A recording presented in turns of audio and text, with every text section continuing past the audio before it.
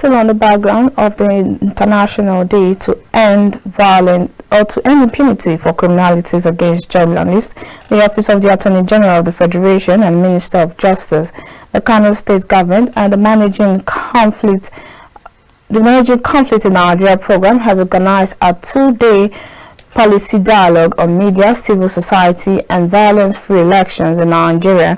The dialogue is aimed at deliberating on the plight of the media and achieving violence-free elections in 2023. Captain TV's correspondent Victoria Agui participated in dialogues and she reports. According to the UNESCO's between 2006 and 2020, over 1,200 journalists have been killed for reporting and bringing information to the public. However, the Minister of Information and Culture, Lai Mohammed, represented by Special Advisor to the President, Media and Publicity, Femi Adesina, says while the statistics is undoubtedly true in other countries, Nigeria celebrates media-free activities. If there is anything that you think is a crime against journalists that have happened in this administration, I'm sure it is not conscious. And if there is any that has come to our attention as people that manage the media image of the president, we step into it. We're in constant touch with our colleagues at professional bodies, Union of Journalists, Guild of Editors, Broadcast Organization of Nigeria, and award all the professional bodies we are in touch with. Also, Attorney General of the Federation and Minister of Justice Abubakar Malami added that the administration of President Muhammadu Buhari is active in bringing the perpetrators of electoral violence and impunity against the media to an end.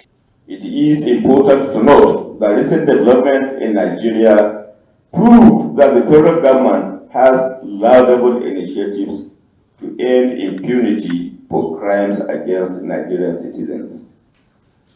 Committee to Protect Journalists CPJ report says Nigeria was the only country to get off the index of nations with impunity for crimes against journalists in 2020.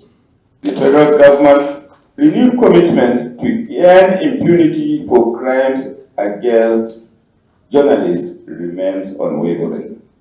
Meanwhile, Chairman Independent National Electoral Commission Professor Mahmood Yakubu, who was represented by Muhammad Haruna, highlighted that free media is essential in achieving democracy, thus the inclusion of the media amongst its critical stakeholders. Professor Yakubu tasked journalists to confirm the source of a story before publishing to avoid conflict. We celebrate this year's International Day to End Impunity for Crimes Against Journalists.